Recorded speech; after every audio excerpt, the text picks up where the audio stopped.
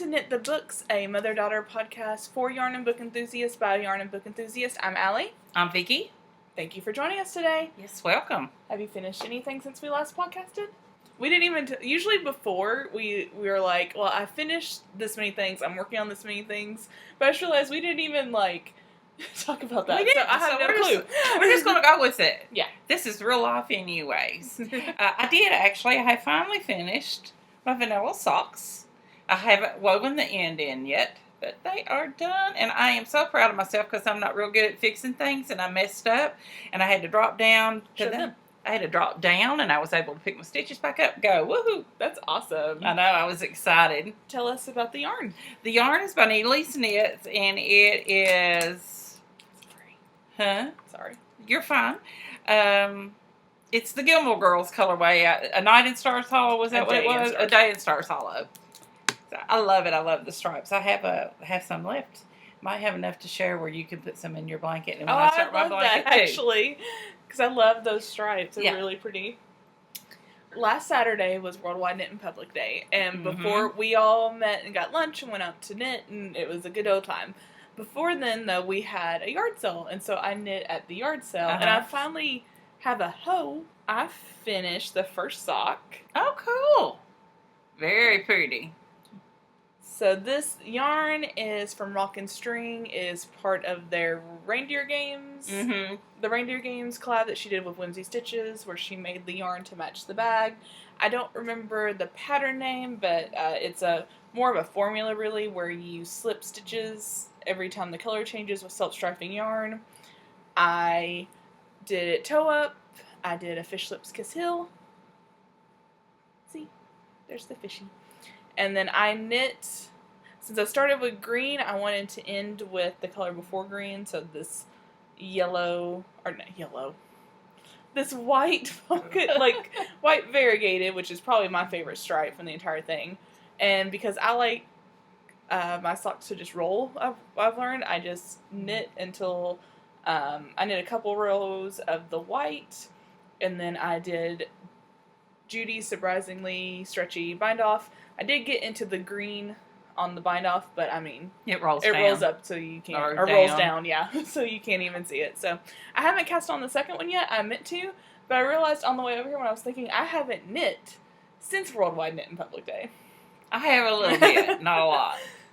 So you worked your hands too hard that day. You knitted it. I just haven't. Just haven't even thought about it, honestly. So I'm glad I'm going to get my hair done. I've got like a little mullet. Look at this. I got like a little mullet thing going on over here. I'm going to put my hair down. Yeah, Allie's getting her hair done today, and her sister and her family are heading to Panama City, we think. It's going to be rainy down there, so they may change destination. So I'm and Mom's dog's in the background. Yeah, my little puppy's back there. She's right there. There's Missy. That's Missy. And we're going to go, we're going to Kentucky to get the other grand dog, to pet sit this week. So that's why we're podcasting early. Allie had a hair appointment, and I'm heading after the dog. So, well, early time-wise. Early time-wise, not early date-wise. No. So, but Knitting Public Day was fun last week. I really enjoyed it. I hadn't been for a couple of months because of life. So, but I haven't finished anything else. Okay. I have one other thing. I finished some spinning. This is some Targhee that Brianna from Swoonish dyed for me. It came in 4 different colors. It came in this blue, then the yellow, this red, and then there's a blue that's a little bit more gray than this, that had like all the colors kind of speckled throughout. I loved it. I've learned, I guess it was last year, maybe the year, probably the year before, that I really like to spin Targhee.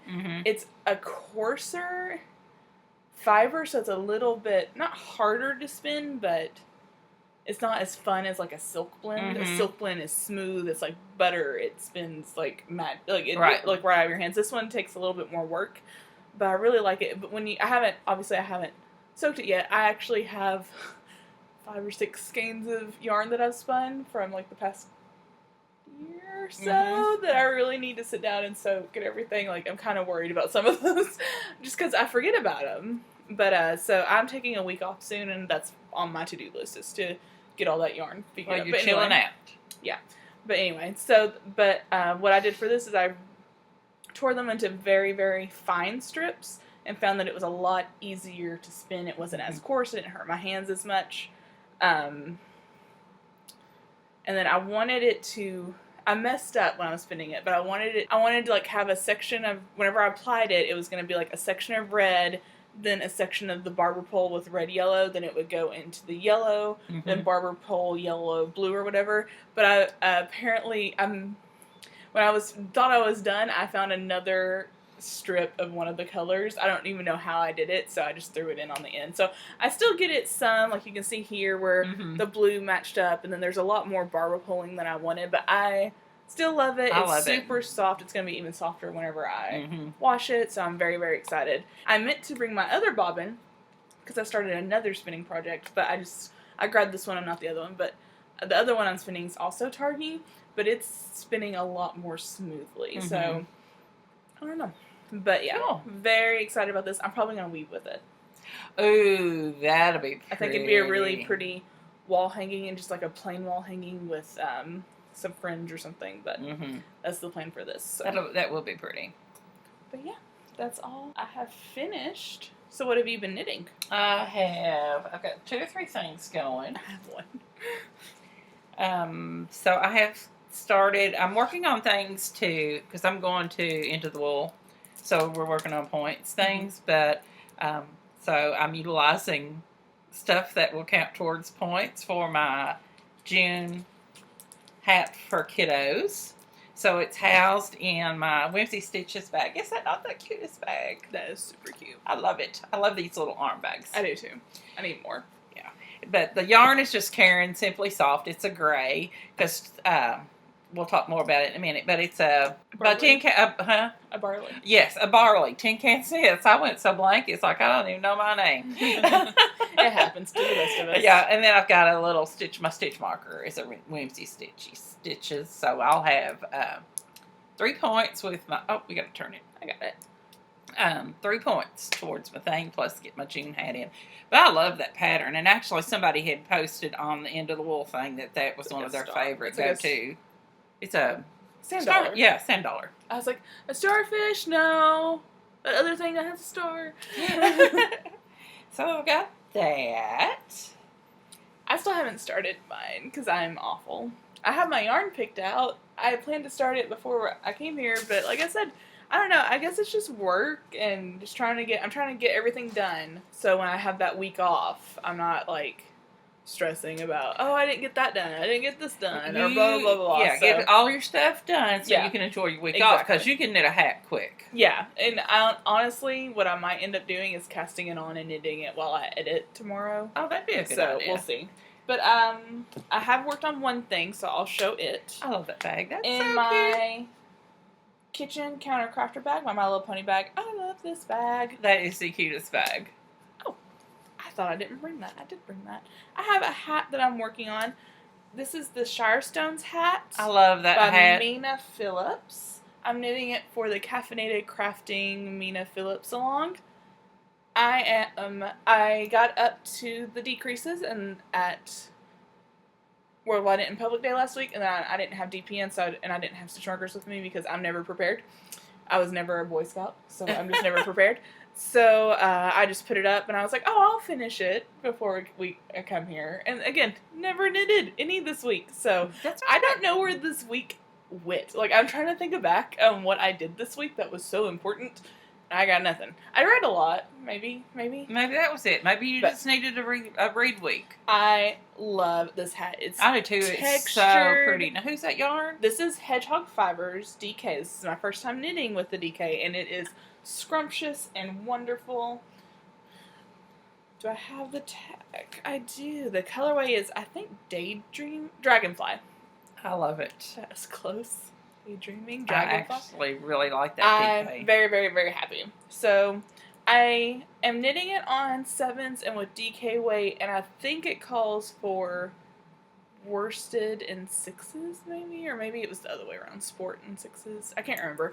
But I went up a needle size, and I think my yarn is right. It is DK. But I went up a needle size because that's what I had I think it's working empty. good, though. So what I did though, and her hat, you knit the longer brim and do a folded brim, Mm-hmm. but it doesn't get super cold here, and it's a thicker weight hat, so I just did about 3 inches, Mm-hmm. and then I knit till it was a little bit over 6 inches. I think I did 6.5, and because that's it's been a long time since I've knit a hat, but I think Daniela and I talked about this, and I was like, Daniela, how long do I like my hats? Because I just assume you know this. So we kind of talked about it, and I was like, well, that sounds right. So, and if it's not, I'll just rip it out and add some links to it, so not a problem. But so hopefully next time we podcast, I will really have pretty. sit down I love and those finish colors. it. I do too, and I think it'll be. And I haven't knit me a hat in so long. Won't you So, enjoy it? Yeah, I'm excited. If we do have a winter this winter, yeah, we'll see. it'll be nice and warm. But I love these colors. They're my colors. They are your colors. Very nice. But yeah, so that's all I have for knitting. So Added quite a bit to my Without a Sound. So pretty. This that's is gorgeous. Yeah, Dana Oven Line Yarn Company. It is her Lake Francis Sunrise. Lake Francis Sunrise. Or something. Like Morning at Lake Francis. No, so I think it is a sunrise. It's okay. in the thing. And this cute little stitch marker you all saw before, it's a sheet knitting. It's from Utterly Adorable Knits. So there's the progress on that. And that's very pretty. Yeah, I think it's gorgeous, and everybody loves it. I knitted on it at work the other day. And then here's my Immune to Gravity. This is an alley pattern. It's in a Rainstorm Studio bag. I got this, I think. I don't know if I got that into the wool a couple of years or not. Go or not. But I've made progress on it too. And I've got my needle stuck. It happens. Well, I've got needles stuck all the way around. But anyway, it's very pretty. That is really pretty. So, made progress on that. Show that more. Show that more. The colorway, it's, my tag is over. It is Leading Men Fiber. Leading Men Fiber. And something about a sweater. So, yes. And she's got this little stitch marker. And that comes from RIV, Riv, and I think, what does it say? Good morning, coffee, I love you. Yeah, that's cute. That is so me. Good morning, coffee, I love you. Very pretty. I thought I so. love their yarn. I like their yarn It's too. so soft. There it is, all caked up. Isn't that gorgeous? This is really pretty. I want a hat out of this. Ooh, that would make a pretty hat. See? It's so pretty. It would make a pretty hat, actually. Is that all you have? I have one more. Oh, okay. And then wow, you have been. Well, I've a got busy 3 projects going for Into the Wool, plus my hat. That's good, though. Yeah. This is I forgot about that. Yes, my first sport weight sock, and the yarn is also by Dana Oven Line Yarn Company.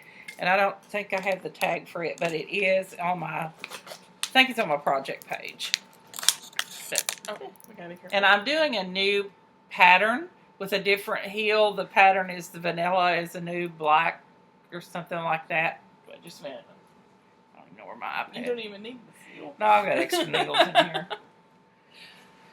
I was gonna show off this. There we go. That stitch marker is also one from RIV and I think or RIF.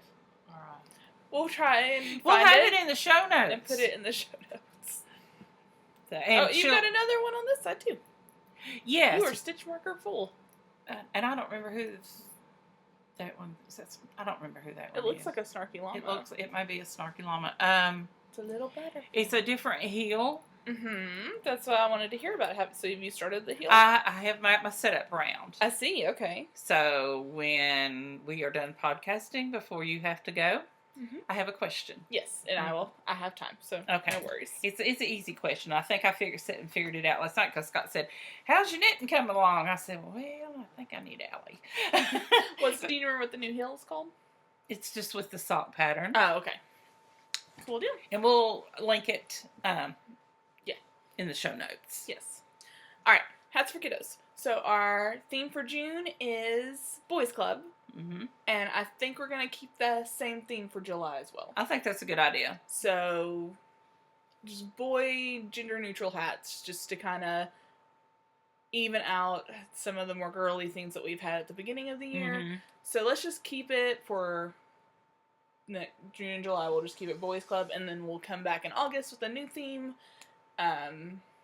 We are going to start. I'm going to start messaging people to see about getting sponsors for prizes. So if you are a dyer or a bag maker, or you have patterns, or you make stitch markers, or, you know, if you just want to donate something for the House for Kiddos prizes, just message me on Ravelry, or you can message Mom on Ravelry, or you can email us at knitthebooks@gmail.com, and we can talk and see what you would like to do. We had our first delivery of hats yesterday. Oh, good. Thank you, Ange of the East. Really appreciate it. I haven't opened it yet. I wanted to keep it in the bag till I had figured out where I'm going to store the hats. But thank you for sending that to us. If you guys are wanting to go ahead and send some so you don't have to send so much later, we're using the same P.O. box as last year. If you do not have the address or you just want to double check, you can message me on Ravelry and I'll get that to you. It might be in the group. If not, I'll put it in the Hats for Kiddos chatter thread. Oh, okay. I'll put it like in the top post if it's not already there. Okay. This is what I want to show you guys. I think this is what I'm gonna knit for my Boys Club hat. That's so pretty. Daniela Caffeinated Gert is a doll, and for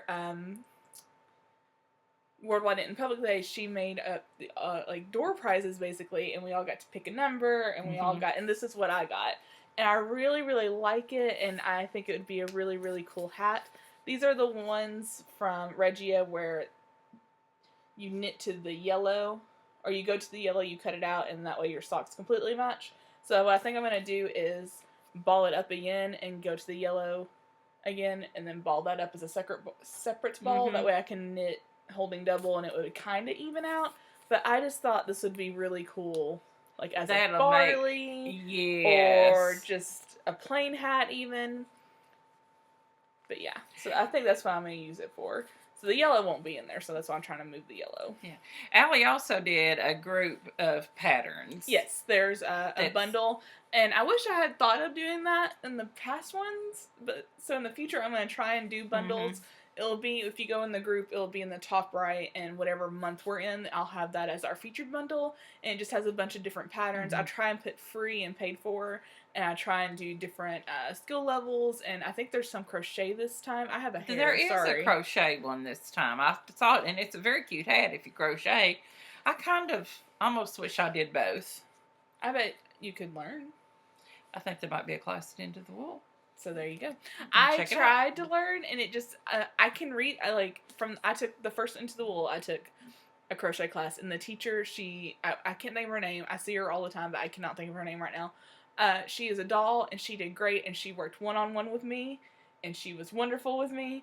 I don't get it. I get the concept of it, I can read the pattern, like, I can read patterns now, well, I don't know if I still could, but then I understood how the patterns worked and everything, but my hands they're just like, no, we don't do that. That's not what we do. So well, I think that may be my issue too, because when I worked for when we first moved back to Tennessee, I worked at a place in Nashville, and the lady that worked with me crocheted all the time, and she tried to teach me. That was a useless cause.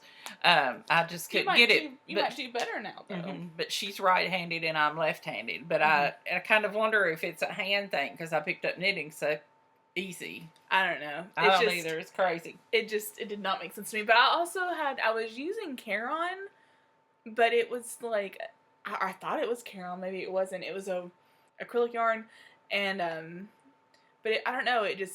The plies split easily. It was kind of, it wasn't as grabby. So I think that was part of my problem. And I was gonna try with the more, I can't think of the word I want, but a yarn that would not do that. And I just never did. And yeah, that's something that I would still like to try one day, though. Yeah. So I don't have anything else for. All right, so let's get into books. I have finished, I think, 3 books. You go, I think I've finished listening to a couple, and I've actually read one. Okay. All right, so the first book I listened to it, is called The Dollhouse by Fiona Davis. This is a book that Mom listened to and talked about a couple months back, if I remember correctly. I loved this book. Like, I Wasn't it good? still am thinking about this book. I realized last night. Like, I gave it 4 stars on Goodreads, but I'm thinking I might bump it up to 5. It was very, very good. I'll read the synopsis really quick, and I'll tell you my thoughts about it.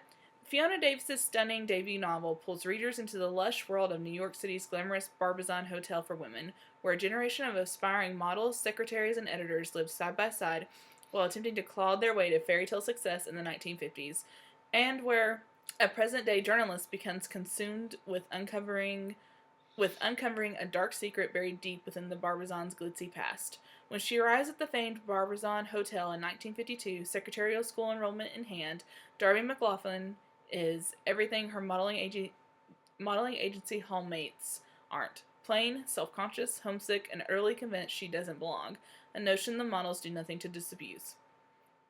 Yet, when Darby befriends Esme, a Barbizon maid, she's introduced to an entirely new side of New York City, a seedy downtown jazz club where the music is as addictive as the heroin that's used there, the startling sounds of bebop, and even the possibility of romance. Over half a century later, the Barbizon's gone condo, and most of its long-ago guests are forgotten. But rumors of Darby's involvement in a deadly skirmish with a hotel maid back in 1952 haunt the halls of the building as surely as the melancholy music that floats from the elderly woman's rent-controlled apartment. It's a combination too intoxicating for journalist Rose Lumen, Darby's upstairs neighbor, to resist, not to mention the perfect distraction from her own imploding personal life. Yet, as Rose's obsession deepens, the ethics of her investigation become increasingly murky, and neither woman will remain unchanged when the shocking truth is finally revealed. I did not realize this was her debut book. It's really good. Oh, that's a debut. And she has a new one coming out. I'm not sure when, but soon-ish. Oh. I read about it the other day. This was really, really good. So we get 2 perspectives. We have Rose, who is in 2016, I guess. Mm-hmm. And then Darby, who's in 1952-ish. So it goes back and forth for a while every other chapter. And there's some sections where it's Rose for a couple of chapters, but not that that's really important. So we start off with Rose, who is living in the Barbizon Hotel, which is now condos, except for floor 4. Floor 4 has women who lived at the Barbizon Hotel when it was for women, mm-hmm. and they live in rent-controlled apartments. Rose just moved in with her boyfriend, like they have only been there for about a month or so, and she gets in the elevator, and that's when she kind of meets Darby, but Darby doesn't talk to her. Darby has a face covering, like a veil over her face, and she's going out to walk her dog. So Rose is leaving, and she goes and she talks to she's trying to talk to the lady won't talk to her, and she talks to the doorman. The doorman explains to her Darby's history. Yeah, so Rose gets obsessed with what happened, and she wants to learn more about the hotel. She's a journalist. She's working for, like, an up-and-coming online magazine? Something like that. I guess you could call it. I guess magazine's not the right word. It's BuzzFeed-esque. So whatever BuzzFeed is, it's similar to that. And so she pitches this story. So it's her trying to talk to Darby, and she talks to the other women on the floor.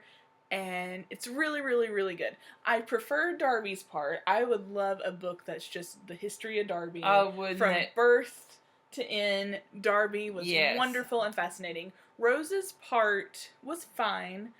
I felt like it was too much on her relationship. Mm-hmm. You know what I mean? And I felt like it was necessary because it helped push her towards going toward this story and focusing on this story. But I don't know. A lot of that didn't work for me. I don't want to get into the specifics about it, but a lot of it just didn't work for me. It felt like it was used as a plot continuation, I guess, but not always in a good way. But overall, very, very good book. Like I said, I would read. I'd listen to it again. Oh, I will probably listen I would buy the hardback probably and put it on my shelf and read it. The reader was very, very, very good. Her voices were good. They weren't like super extravagant, but they were very distinct. And it was just really good. I can't recommend that one enough. Oh no, I loved it. I absolutely loved it. And I think that place, wasn't that a real thing was that a real thing in New York years ago for secretaries? Yeah. Or is it was, I thought it was. I think it's called Barbizon and everything. I don't even think she changed that because it talks in the book how that's where Sylvia Plath stayed. That's right. For like a month. And that's what, when the people don't want to be interviewed by her because the people who've interviewed her in the past, that's all they asked about was Sylvia Plath. And they're like, she was just there for a month. We don't know. And they were tired of talking about her. And so she's like, well, I want to know about you guys. And so like she had to use that kind of to win their confidence. So that one, again, was really, really good. That's The Dollhouse by Fiona Davis. It was narrated by Tavia Gilbert. And she did great. Like, I might actually go on Audible and see what other books she's I liked her voice, narrated. too. I thought she did a really good job. But I listened to this in, like, 2 or 3 days. It was only 7 or 8 hours. I think it was 9 hours, actually. It was very short. But, like, I would go home and be like, I'm going to listen to this for a little bit. And I usually don't listen to my books at home. I usually only listen when I'm driving or if I'm, like, getting ready or something. So, you know, for me to be like, hey, Max, you go do your thing. I want to listen to this book for a little bit longer. You know, I felt like that. It was really, really good. Yeah. Okay. So I finished The When We Were Sisters by Emily Richards. That one was, it was good. It's kind of a hard read because it talks about children in foster care. And yeah, I remember you talking about sure that some of those stories are, even though they were fiction here, I know it's based on something. On something. So, but it was really good. It was by Emily Richards. It's narrated by Karen White, Elijah Alexander, and more, apparently. And I don't want it to download, so I'm stopping that. So, narrated by Karen White, Elijah Alexander, and Rachel, don't know who that is. Fulganetti? Something like that. So, yeah. Rachel. And it had some... It varied. There were some good. Some people gave it 5 stars and some didn't. And I think part of that is, I have to wonder, was it about I didn't read those reviews, but is it about the topic? Because it's so hard, you know, that's why you didn't like it, or did you just not like it? So, but I liked it. I thought it was good. I try not to read reviews on books too often. Like, my friends that post reviews, I'll read them before I even read the book. But the people I don't know, I don't like to read their reviews until I read the book. Because sometimes I'm susceptible to other people's opinions. I will just admit that right now. Sometimes it can skew me before I even start the book. Right. Or the TV show. Well, I'm not as bad with TV shows for some reason. But with books I am. I don't know why. So that's something that I'm working on. I do love to read reviews after I've read a book. Or if it's a book that I'm not... If I'm on the fence on it, I'll read a lot of reviews. But most of those, I'd rather read, like I follow a lot of book blogs, I'd rather read those because I'm like, well, I'm following you for a reaon. I'm kind of iffy about reading stuff from people that I don't know at all. If that makes sense. So, I don't know why I just went on that little tangent. But I also finished listening to Into the Water. This was the the most recent book by Paula Hawkins. It came out a couple weeks ago. I gave it 2 stars. I loved Girl on the Train. I know that book was a very hit or miss for people. You either loved it or you hate it. I really enjoyed it. I loved the concept of this book. I do not like how it's done. This book, I know I went on a rant last time because of how many narrators. Like I said last time, it has 6 or 7 narrators, so there's 6 or 7 different perspectives, and it's hard to keep up.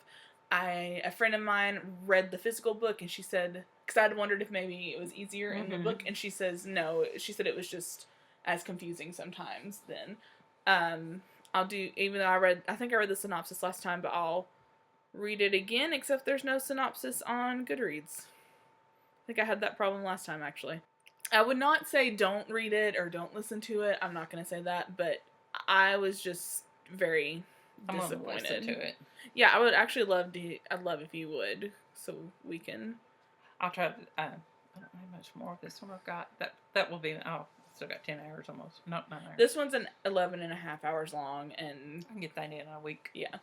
So the author of the #1 New York Times bestseller and global phenomenon Girl on the Train returns with Into the Water, her addictive new novel of psychological suspense.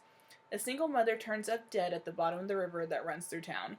Earlier in the summer, a Bolton rural teenage girl met the same fate. They are not the first women lost to these dark waters, but their deaths disturbed the river and its history, dredging up secrets long submerged. Left behind as a lonely 15-year-old girl, parentless and friendless, she now finds herself in the care of her mother's sister, a fearful stranger who has been dragged back to the place she deliberately ran from, a place to which she vowed she'd never return.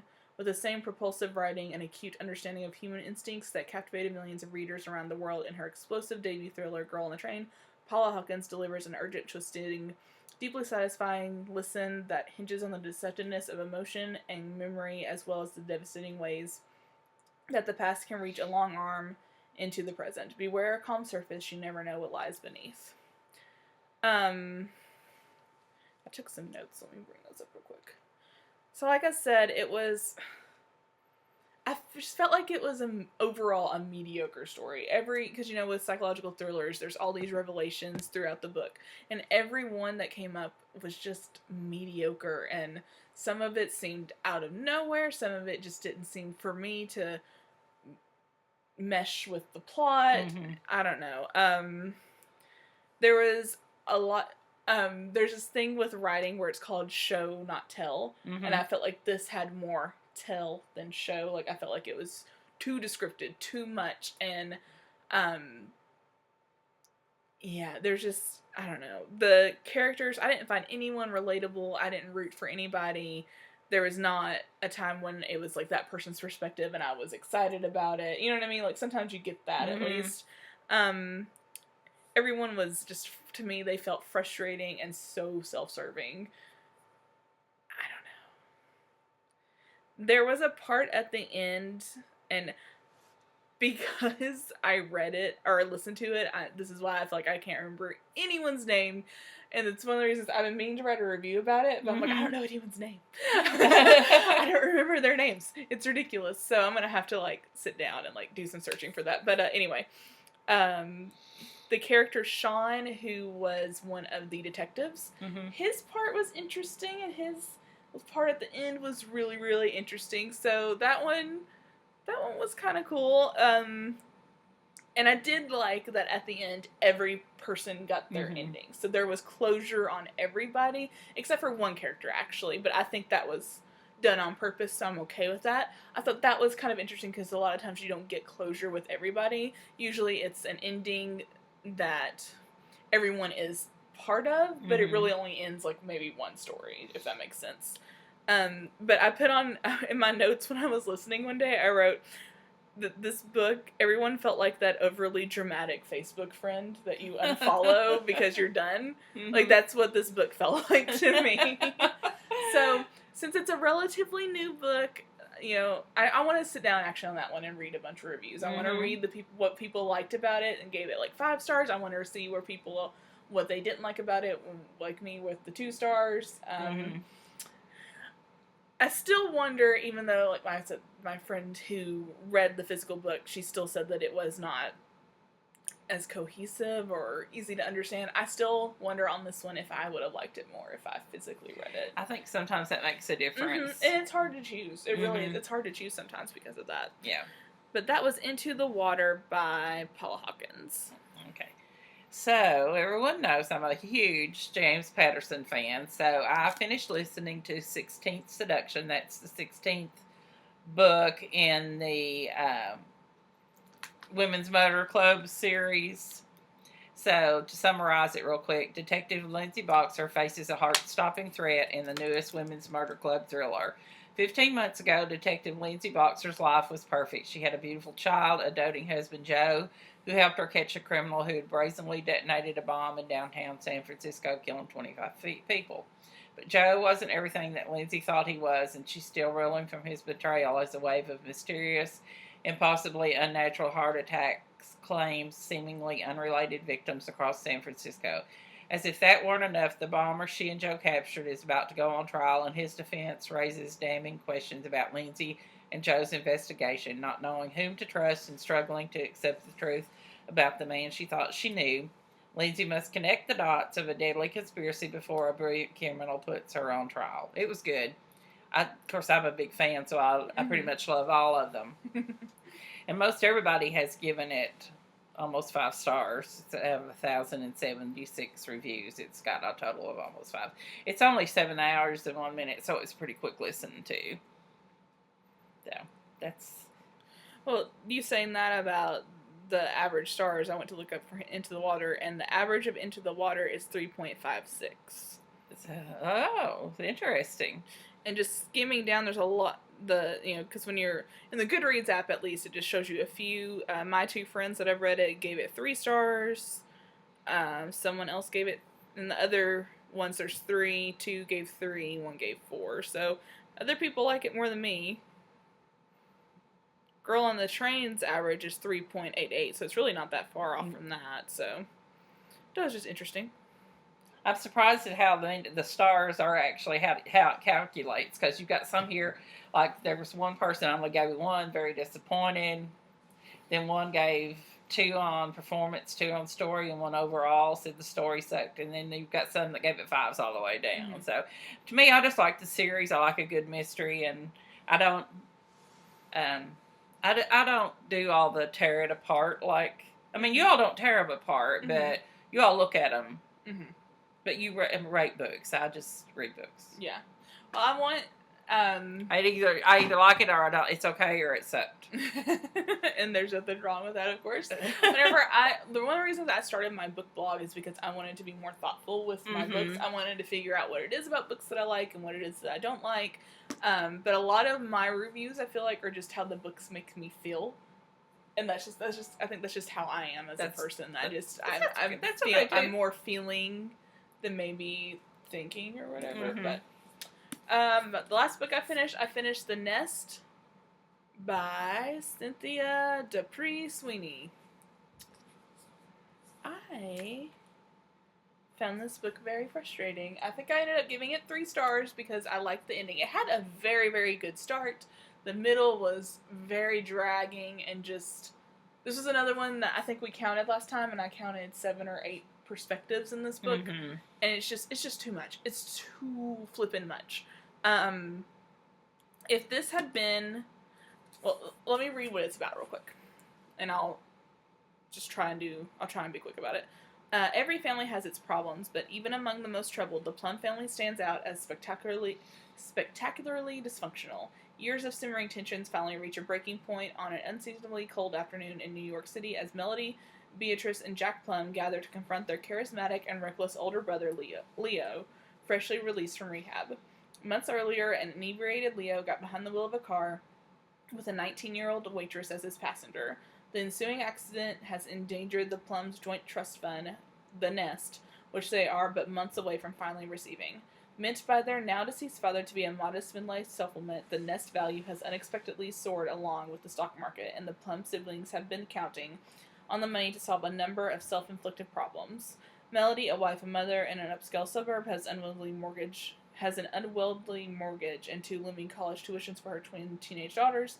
Jack, an antiques dealer, has secretly borrowed against the beach cottage he shares with his husband Walker to keep his store open, and B, I don't know why I just said that, and B, a once promising short story writer, just can't seem to finish her overdue novel. Can Leo rescue his siblings and by extension the people they love, or will everyone need to reimagine the futures they envisioned? Brought together as never before, Leo, Melody, Jack, and Beatrice must grapple with old resentments, present-day truths, and the significant emotional and financial toll of the accident, as well as finally acknowledge the choices they made in their own lives. If the book was mostly about it is about the Plums, but there's like some extra people in it, and they're kind of necessary and they're kind of not, and I don't know, like I feel like it's just too much. It was just too much. I really did I liked Jack's story. I think if we just had maybe, I don't know. I don't even know. I want to say nice things. I gave it 3 stars, so I didn't hate it. The ending made it better for me, but it still just isn't, I don't know. There is some of the characters outside of the Plum family. There's Stephanie, who worked with Leo and they dated in the past, so they have a history. She could have her own book, and I would have really enjoyed it. She was interesting. Her story was interesting. Mm-hmm. Matilda is the 19-year-old waitress that was in the car, so we get some of her perspective, and I feel like her perspective was needed, and it was interesting to see what this wreck and what happened, how it affected her life. Mm-hmm. Melody's story was fine. Wasn't my favorite, but it was fine. I really liked B. I really liked her. Mm-hmm. I thought she was great. Leo was awful. And Jack and... Let me double check, because there's a Walker and a Walter. Jack and Walker, I really, really liked them. Like, I would read a book about just the two of them. So, like, I think it would have been more interesting if this was a book that started off, like, with the Plum family as children, because they bring in a lot of, like, their history as children, and that was really interesting. I don't know. I feel like it was everywhere, but then the more I think about it, it really was focused, but for some reason, like, when I was reading it, I felt like it wasn't. So I don't know what that says about the book necessarily. But the last, like, probably 80 pages made the book, like, it didn't make up the entire book, but it was a little bit better. There is an epilogue, and normally I don't like epilogues, but this one was okay. You kind of everyone gets an ending, so that's good. And it's kind of realistic, you know what I mean? And there's not really a good guy necessarily. Everyone has their problems and their negatives, and I don't know. I'm very uncertain about this book, I'm realizing, so it's okay. It's okay. That's all I can really say about it. I didn't hate it, but it was, like, hard. Like, that middle was a sludge to get through. The beginning, like, really sucks you in, and the ending is better. It's still not great. If the middle had stayed on par from the beginning, I think the ending would have sucked. So, I don't know. Oh, okay. Yeah, it makes me not want to read it. No, I want you to read it, because I want your opinion on it. Well, so I'm going to leave it here. That'll be one I can start. Okay. And, I'm on a big spectrum. I'm either reading Christian fiction, Amish fiction, all the way over to murder and gore. So after the Foster, the story about this When We Were Sisters, and listening to the James Patterson one, I needed some peace to read. So I love Beverly Lewis and her Amish books. So I read The Ebb Tide. And it is Sally Ryle has dreamed of traveling at least once before settling down to join the church. So she is thrilled at an unexpected summer opportunity to nanny in Camp May for a well-to-do family. However, saying even a temporary goodbye to Paradise Township means foregoing baptism another year, as well as leaving behind a would-be beau. Yet the weeks in Cape May soon prove unforgettable as Sally meets a Mennonite young man whose friendship she quickly begins to cherish. Has she been too hasty with her promises, or will she only find what her heart is longing for back home? It was just a sweet little story. So a good little, like, peaceful palate cleanser, maybe? Yeah, good little palate cleanser, if you will. So it was good. So if you like that kind, if you like to read that kind of book, it was. I love all of hers. So yes, it was a good read. Well, I'm reading 2 books actually. I think I told you I was just reading one, but I'm reading 2. I'll do this one first. I talked about this one a few months back. This is Bite by K.S. Meredith that Max recommended to me. It's like a apocalyptic, maybe horror, I don't know. Something out of my normal. I had put it up, though, to get some stuff read that was kind of on deadline and everything. So I'm picking this one back up. And I was actually worried. I'm only about 70 pages in, so I was kind of worried, though, that when I picked it up, I would forget what had happened, just because it's been about a month or so since I've even picked it up. But I, like, went right back in the story and knew where I was. So I was like, well, that's a good sign, I felt like. So picking this one back up, this is, I'll just read the back real quick because it's short. Kid is trying to survive in a world gone mad, hungry, thirsty, and alone in a desert wasteland. She's picked up on the side of the road by Wolf, Dolly, Tank, and Pretty Boy, outlaws but with big reputations and even bigger guns. But as they journey across the wild together, Kid learns that her newfound crew may not be the hero she was hoping for. And in a world that's lost its humanity, everyone has a bit of a monster within them. So basically, it's based in America after, like, a nuclear something. I don't know what's happened. Max could tell me. Or Max was talking about it, and I'm not really sure. I haven't really found out, like, what happened exactly. Like, we're following Kid, and she was born after. So it's like Mad Max meets Fallout, maybe, or Borderlands. I'm trying to remember because I've read. There's a book blogger that I follow, and he recently posted something about this, about how much he liked it, and I'm trying to remember how he described it. But I think that's about right. And then when I think about the things that Max likes, Max loves Mad Max. Max plays Borderlands and plays Fallout. He was actually watching something on Fallout when I left this morning. So, I mean, I'm like, well, of course he likes this. I don't hate it, though. It's just very, very different from what I read. But it's still very interesting. The characters are interesting. The story's interesting. I want to find out, like, what happened. So, out of my wheelhouse... But and that's good though to try every now and then because I mostly just read thrillers and I like literary fiction, thrillers, and memoirs, and that's pretty much all I read. So I think it's good for me to step out every now and then. So this is what I'm going to concentrate on. I'd like to get it done by the end of the month.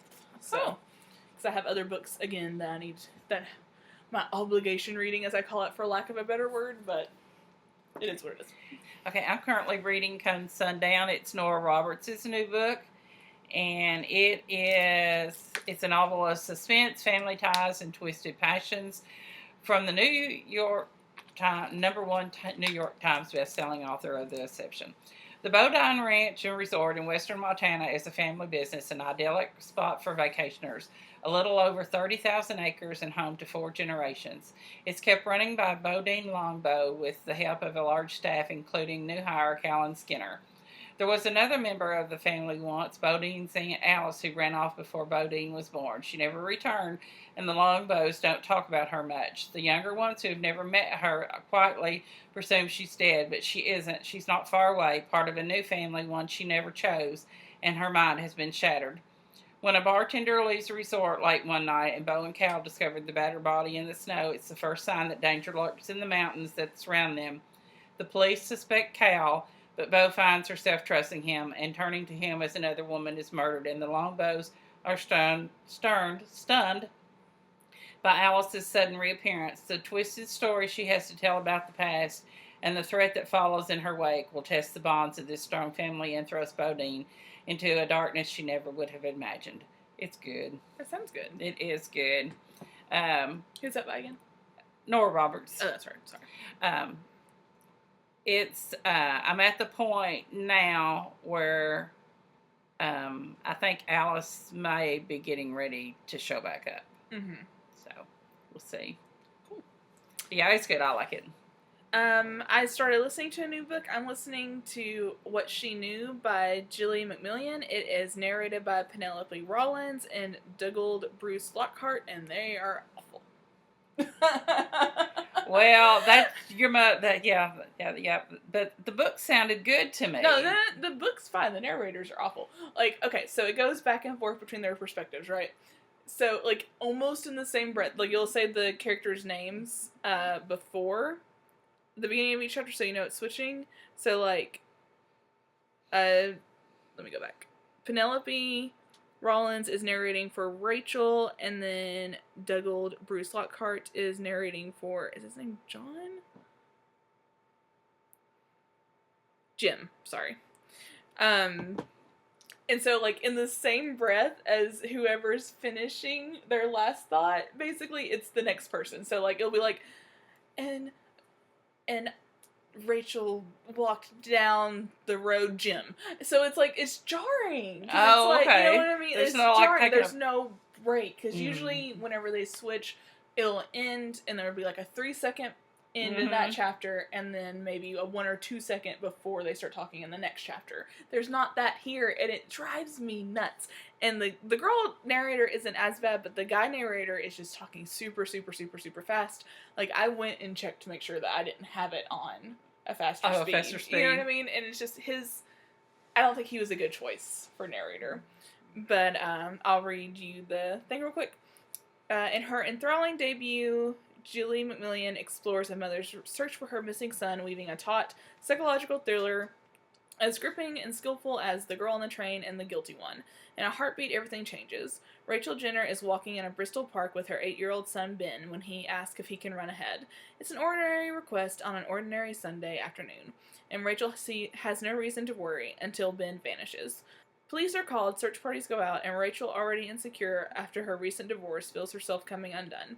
As hours and then days pass without a sign of Ben, everyone who knew him is called into question, from Rachel's newly married ex-husband to her Mother of the Year sister. Inevitably, media attention focuses on Rachel, too, and the public's attitude towards her begins to shift from sympathy to suspicion.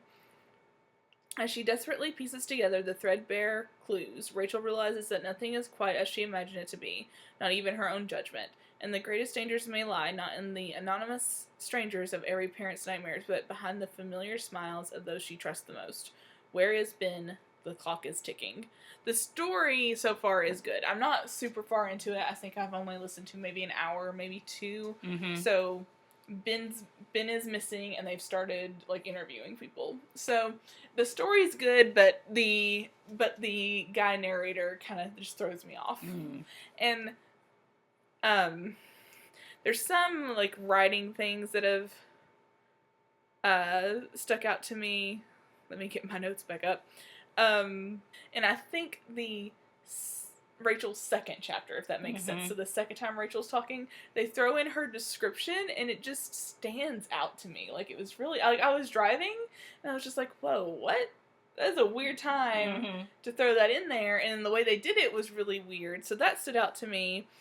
The guy, like I said, the guy speaks too quickly. He's rushed and hard to follow. It makes me feel like I'm bothering him with the story, and like there's no breaks in the chapter. So those are the only notes that I have so far on it.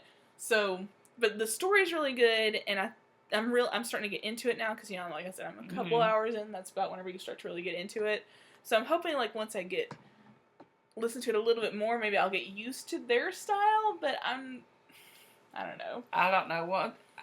I love, let's see what it is. But Laura, my sister's reading this right now, I do believe. Oh, she is she? read it recently, because she okay. sent me maybe it said on Goodreads she was reading it. I can't remember. So I'll have to message her whenever I'm done and see what she thought about it. Okay, I love the Joanne Fluke's, Hannah Swenson's little cozy mysteries. That will be one I will never listen to again. That series. If that reader is the one that reads them all, I'll just. No. It's hard, though. That's I didn't like her at all. That's why I think it's good that if you listen to a book and the reader was really good, at least go look and see what other things they read, because you might find a new book, or it might be a book that you've wanted to listen to, and you're like, hey, cool, you narrate that too. Yeah. Like I said, the story's good so far. I think it's going to be fine. Like, it's nothing yet. It's not anything super original, I guess is what I want to say. But I'm not really looking for that. I enjoy that when I'm reading or listening to a thriller, and then I'm like, oh wow, this is different, this is cool. But I mean, I was talking recently on another book blog, we were talking in the comments about how just overly saturated the thriller market is right now, which is good for those of us who like it, because it's like we have a lot of choices, but they're also similar. I know. So it's hard to remember, like, who did what and who didn't, but it is what it is. It is. And I don't even know. I guess you put the book next on a shelf. The Nest. I think I will. Yeah, I'd love for you to read that and get your opinion on it. Because that's one thing that I like about talking about books, is that everyone's opinions are different. Everyone has different perspectives. Everyone has different, backgrounds. Everything's going to be different. And that's why, like, with reviews, it's kind of hard, because you don't want to be, or at least with me, I don't want to completely deter someone from reading a book. I want them to see why I personally didn't like it, and that's why I want to be like, this is why I didn't like it, or this is why I do like it. And that way you can be like, well, I don't like those things either, so maybe this is one I should pass. Right. But with books, though, especially, any kind of entertainment, I still think if it's something you're interested in, it's still worth checking out.